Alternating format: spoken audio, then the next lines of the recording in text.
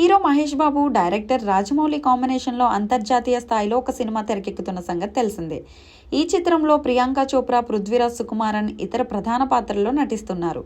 ఈ cinema next షెడ్యూల్ను సెప్టెంబర్లో నైరోబీ, టాంజానియా, సౌత్ ఆఫ్రికా లొకేషన్లో ప్లాన్ చేస్తున్నారని తెలిసింది. కాగా ఈ సినిమా అప్డేట్ను నవంబర్లో వెల్లడిస్తామని మహేష్ బాబు బర్త్డే సందర్భంగా ఈ ఆగస్టు 9న రాజమౌళి పేర్కొన్నారు.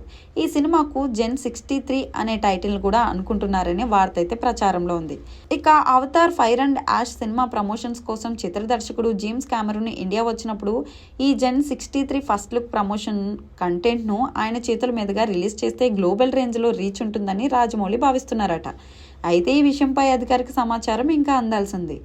ఇదిలా ఉంటే 2023లో జరిగిన ఒక అంతర్జాతీయ అవార్డుల వేడుకలో భాగంగా రాజమౌళి జేమ్స్ కెమెరూన్ కలుసుకున్న సంగతి గుర్తుండే ఉంటుంది. ఆ టైంలో RRR చిత్రాన్ని కెమెరూన్ ప్రశంసించారు. ఇదిలా ఉంటే జేమ్స్ కెమెరూన్ డైరెక్షన్లోని అవతార్ ఫైర్ అండ్ యాష్ చిత్రం ఈ డిసెంబర్ 19న తెలుగులో రిలీజ్ కాబోతుంది.